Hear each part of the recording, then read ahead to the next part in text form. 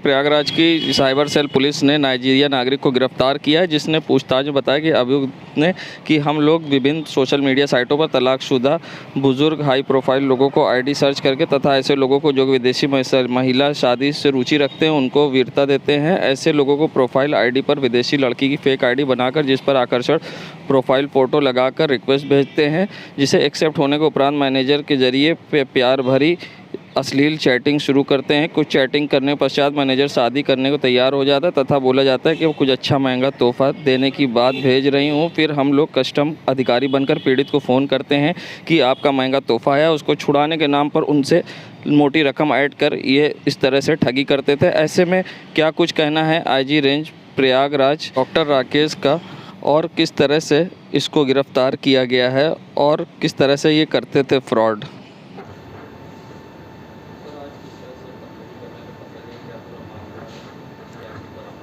ये साइबर थाना प्रयागराज ने एक बहुत अच्छा कार्य किया है।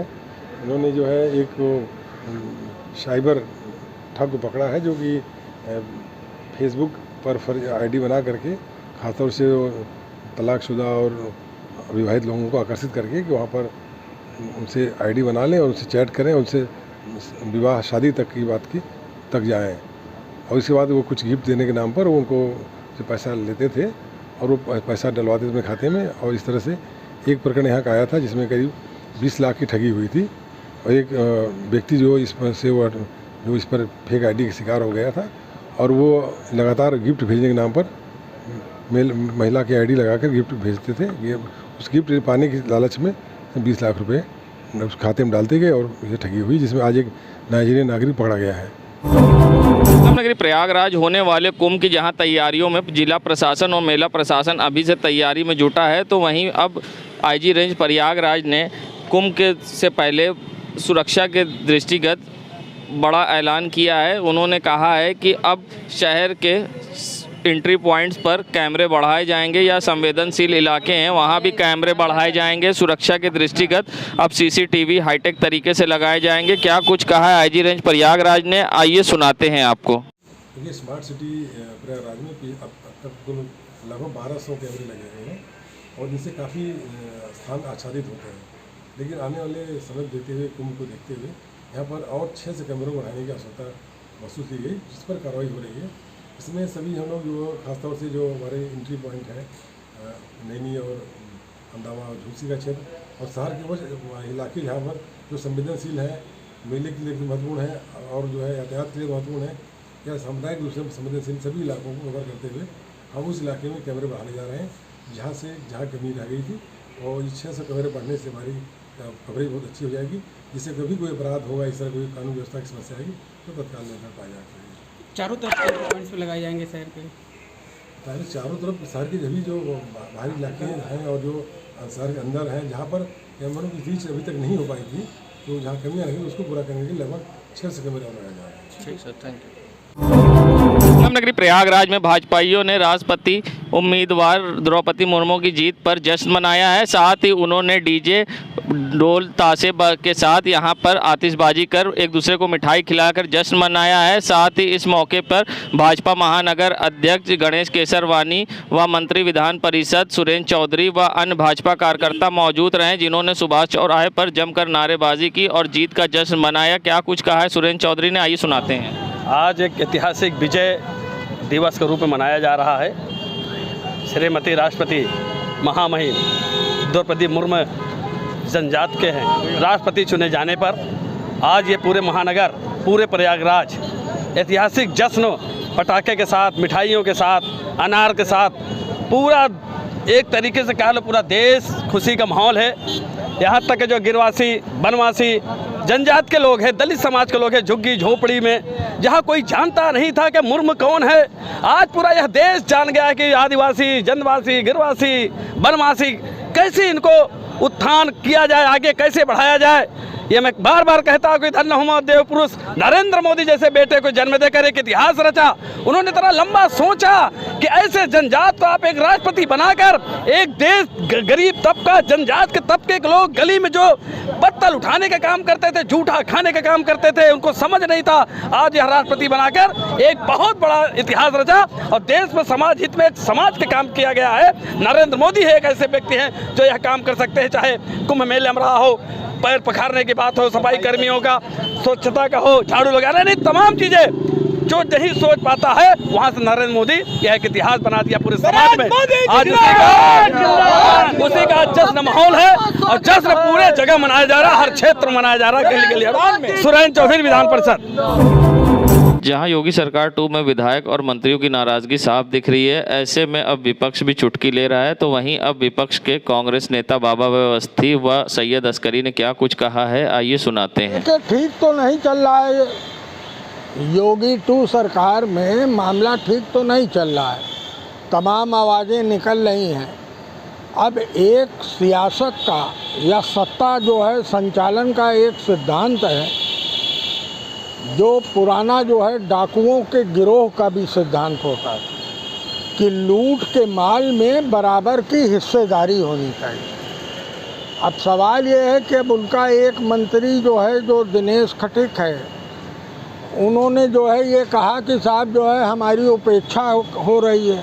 अब उपेक्षा का मतलब समझिए कि अडानी तो माल जो है कमा रहे हैं उत्तर प्रदेश से, गुजराती व्यापारी तो कमा रहे हैं, लेकिन हम मंत्री होते हुए भी जो है हम कुछ नहीं पा रहे हैं। दूसरी तरफ एक उसी PWD विभाग में OSD जो है लूट मचाए हुआ है ट्रांसफ़र पोस्टिंग के नाम पर और ठेका आवंटन के नाम पर।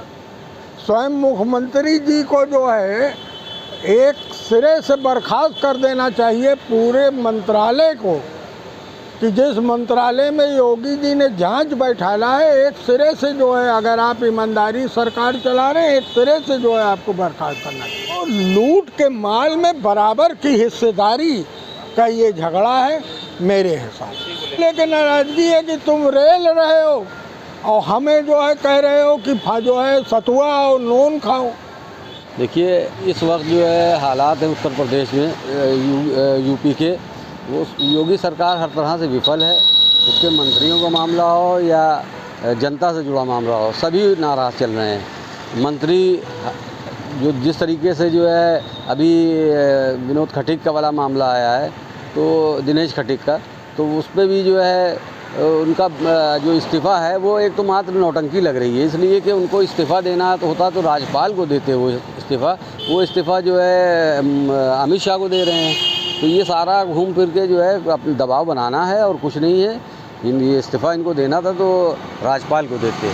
तो ये सब नौटंकी कर रहे हैं और जनता से जुड़ा हुआ मुद्दा है, जनता की समस्याएं हैं, उसको समाधान नहीं हो रहा है, चाहे वो दलित समाज के लोग हों चाहे आम जनता हो। नाराज़गी इसलिए है कि कोई सुनवाई नहीं हो रही है सरकार में, ना मंत्री की हो रही है ना किसी जनता की हो रही है। योगी जी के आगे किसी की चलती नहीं ना। क्या नाम?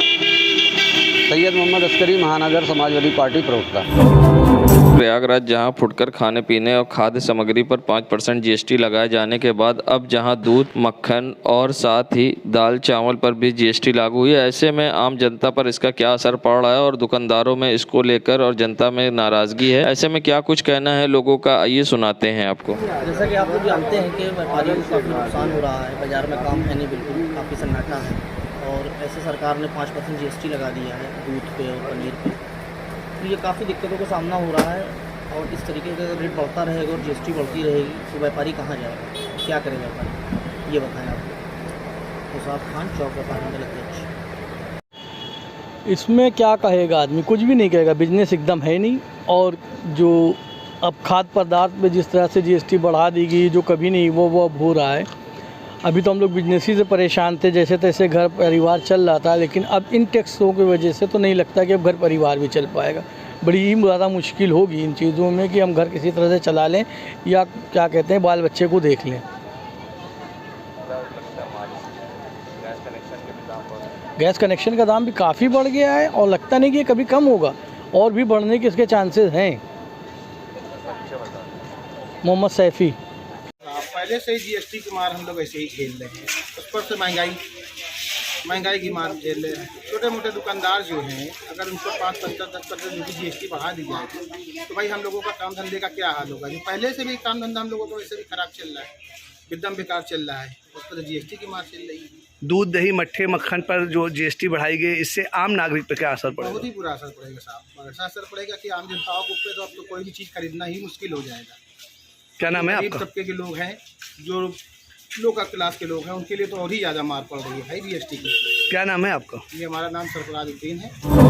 संगम नगरी प्रयागराज, जहां पीडीए ने बड़ी कार्रवाई कैंट थाना क्षेत्र में करी है। बता दें, कैंट थाना क्षेत्र के राजापुर इलाके में हनुमान मंदिर समेत अब मार्केट पर पीडीए के द्वारा कार्रवाई की जा रही है सीलिंग की। बता दें, कल्लू यादव उसके भाइयों की बताई जा रही है अवैध मार्केट। मौके पहुंचे पुलिस बल के साथ पीडीए के आला अधिकारी। कल्लू व उसके भाइयों पर दर्ज हैं आपराधिक मुकदमे। बता दें, पीडीए ने राजापुर इलाके में की सीलिंग की कार्रवाई। संगम नगरी प्रयागराज, जहां हरी सब्जियों के दाम अब मंडी में आसमान छू रहे। गृहिणियों के किचन में हरी सब्जियां गायब हो गई हैं। महिलाओं का मानना है धनिया 5 रुपए से अब 10 रुपए में मिल रही है, तो वहीं जबकि अन्य हरी सब्जियों के दाम बढ़ोतरी हो गई है, जो ग्राहकों की खरीदारी से बाहर महंगाई ने लोगों को जेब पर अब असर डाला है। दुकानदारों का मानना है कि मौसम की मार और बाहर से आने की वजह से सब्जियों के दाम में बढ़ोतरी हो रही है। ऐसे में ट्रांसपोर्ट महंगा होने की वजह से भी लोगों को परेशानी का सामना करना पड़ रहा हो गई है और इससे किचन का कुछ गड़बड़ भी हो रहा है। और हरी धनिया तो थोड़ा कड़वा आ रहा है, इसलिए ले ही नहीं रहे हैं उसको। और किचन का स्वाद भी बिगड़ गया है महंगा होने से। चीज़ महंगी है। हरी सब्जियां तो बहुत उपयोगी होता है शरीर के लिए, लेकिन थोड़ी महंगी हो जाने की वजह से मध्यम वर्गीय लोग अफोर्ड नहीं कर पा रहे हैं। किसको जिम्मेदार मानेंगे? हाँ, किसको माने और बताइए? मौसम को माने कि समाज को माने कि? नगरी प्रयागराज, जहां इलाहाबाद हाईकोर्ट में करेली की सड़कों को लेकर जनहित याचिका दाखिल हुई है। बता दें, जनहित याचिका पीआईएल याचिकाकर्ताओं द्वारा गुरु तेज बहादुर नगर, जीटीबी नगर, करेली प्रयागराज की सड़क की स्थिति की ओर इशारा करते हुए दायर की गई। याचिकाकर्ताओं ने प्रयागराज शहर के क्षेत्र की सड़कों और सफाई को बनाए रखने के लिए नगर निगम अपने कर्तव्यों में विफल होने को प्रदर्शित करने के सड़क किनारे डंप किए गए कचरे को भी उजागर किया है। वहीं न्यायमूर्ति प्रतिंकर द्विवेदी व न्यायमूर्ति आशुतोष श्रीवास्तव की बेंच ने इस मामले के तथ्यों को परिस्थितियों को देखते हुए नगर आयुक्त को कोर्ट के समक्ष 2 अगस्त को उपस्थित रहने के लिए निर्देश दिए हैं। बता दें, ये पीआईएल मोहम्मद तैयब की ओर से इलाहाबाद हाईकोर्ट में दाखिल की गई है, जिस पर अब 2 अगस्त को सुनवाई होगी। नगरी प्रयागराज में अब एक मामला फिर से सामने आया है, जहां लूलू बॉल के बाद अब प्रयागराज जंक्शन पर नमाज पढ़ने का मामला सामने आया है। प्रयागराज जंक्शन के वेटिंग रूम में पढ़ी गई नमाज महानंदा एक्सप्रेस से नाबालिग बच्चे को लेकर जा रहे थे, जिसको आरपीएफ ने रोका। बाल कल्याण समिति ने उनसे पूछताछ कर रही थी। इस दौरान बच्चे को ले जा रहे मदरसे का शिक्षक बच्चों को लेकर नमाज पढ़ने लगा। आरपीएफ और जीआरपी ने वेटिंग रूम में नमाज पढ़ने से नहीं रोका। बिहार के खगड़िया व सहरसा जिले से 15 नाबालिग बच्चों को महानंदा एक्सप्रेस में ले जा रहे थे। बचपन बचाओ आंदोलन संस्था की सूचना प्रयागराज जंक्शन पर उन्हें उतारा गया। बता दें, ट्रेन जनरल कोच में ले जाए जा रहे थे बच्चे। फतेहपुर की जामिया दायरे अकरम मोहम्मदपुर गौती के मदरसे में ले जाए जा रहे। बाल कल्याण समिति अध्यक्ष अखिलेश मिश्रा ने ठेकेदार से बातचीत की है। बाल कल्याण समिति के बच्चों को बाल गृह भेजने की बात कही है। परिजनों के आने पर बच्चों को सुपुर्द किया जाएगा। बता दें, वहीं नमाज के मामले पर जब मौलाना से पूछा गया तो उनका कहना था कि हमें सुबह से यहाँ बंद कर रखा गया और हमें बाहर जाने की भी इजाज़त नहीं दी जा रही थी। ऐसे में नमाज पढ़ने के लिए और हम क्या करते हैं, और सुबह से हमें किसी ने नहीं रोका और अब हमें रोका जा रहा है। फिलहाल क्या कुछ कहना है इस पर मौलाना का, आइए सुनाते हैं। जो है क्या नाम है, सहरसा ज़िला है, वहाँ के 13 बच्चे हैं। ये जो हमारे साथ में आए हुए हैं वासिल भाई, इनके रिश्तेदार हैं। सारे बच्चे करीब जी। कहाँ ले जा रहे थे बच्चों को? हम इनको मदरसा जामिया दारे अरकम, ये फतेहपुर ज़िला में एक गांव है मोहम्मदपुर गौती, वहाँ मदरसा है जामिया दारे अरकम, वहाँ लेकर जा रहे हैं इनको। अब इन लोगों ने ज़बरदस्ती मेरे साथ सुबह से करीब जो है ये जुल्म ढा रखा है। नमाज़ पढ़ रहे थे, लेकिन ये तो पब्लिक प्लेस है, ये कह रहे हैं। अब इन्होंने हमको यहाँ पर बंद जो है बैठा लिया है। बाहर भी नहीं निकलने दे रहे हैं। तो हमारे पास मजबूरी है, नमाज का टाइम हो गया, अब कहीं तो मुझे नमाज़ पढ़नी ही पढ़नी है। अब इस जगह हमको बैठाला गया है, अगर हमको छोड़ दिया जाए हम जाके अपने मदरसे में पढ़ेंगे नमाज़, इसलिए हमने मजबूरी है हमारे पास। और टाइम हो गया, टाइम ख़त्म हो नमाज का और हम मौजूद हों, तो ये तो मुनासिब नहीं है बिल्कुल भी। तो आपको रोका जा रहा था ना नमाज पढ़ने से, कहा जाता है। अब ये सवाल ये तो ये कह रहे हैं कि मतलब पब्लिक है यहाँ पर, आपको परमिशन किसने दी? आप ये बताइए, जब मुझे यहाँ पर बंद कर लिया गया है और बाहर जाने नहीं दिया रहा है, तो अब नमाज की इजाज़त लेने के लिए मुझे कहीं और जाना पड़ेगा? ये बोल रहे हैं नमाज की इजाज़त किसने दी? तो सुबह से कितनी बार आप लोग यहाँ नमाज? हमने यहाँ जोहर की नमाज़ पढ़ी है, असर की पढ़ी है और अभी मगरिब की पढ़ी है नमाज। 3 बार नमाज पढ़ चुके हैं। किसी ने टोका नहीं पहले? जी नहीं, पहले तो नहीं किसी ने टोका, अब की बार टोका, अब की बार इन्होंने आगे मना किया है। लेकिन बहरहाल अगर हमको यहाँ कैद करके रखा गया है तो जाहिर है इस इहाते के अंदर ही जब हैं तो नमाज का टाइम होने पर हम जाएंगे कहाँ? नमाज हमको यहीं पढ़नी है, तो पढ़नी पड़ेगी, मजबूरी है, क्या कुदरत याद करें। मेरा नाम अब्दुल रब है। आप मदरसे के क्या हैं? ये बच्चे बिहार से महानंदा एक्सप्रेस से ट्रैवल कर रहे थे। कैलाश सत्यार्थी का जो समूह है बाल बचपन आंदोलन, उसके सूचना पे यहाँ पे आरपीएफ और जीआरपी ने इनको रेस्क्यू किया, उतारा, और उसके बाद हमें बाल कल्याण समिति को सूचना दी गई। तो हम अपने पूरी टीम के साथ, हमारी टीम में अरविंद जी हैं, आकांक्षा सोनकर जी हैं, हम लोग पहुँचे, इन बच्चों का बयान लिया गया। मैक्सिमम बच्चे इसमें 15 बच्चे ऐसे हैं जो मदरसे में पढ़ने जा रहे थे। उन बच्चों को हम अपने साथ ले जा रहे हैं और उनको बालगृह में रखेंगे और इनके पेरेंट्स को हम बुलाएंगे। और मैक्सिमम बच्चे रो रहे हैं, घर वापस जाना चाहते हैं। उनको ये भी नहीं पता है कि हम कहाँ जा रहे थे। जो 6 बच्चे बालिग नहीं, 6 बच्चे मजदूरी के लिए दिल्ली ले जा रहे थे। उनके ठेकेदार से बात की गई और वो उनको एम्स में बता रहे हैं कि हम इसे मजदूरी के लिए जा रहे थे। और 12 बच्चे ऐसे हैं जो बालिग हैं, 12 बालिग हैं, उनको हम हमारे अधिकार क्षेत्र में नहीं आते, हम उनको मुक्त कर रहे हैं। अखिलेश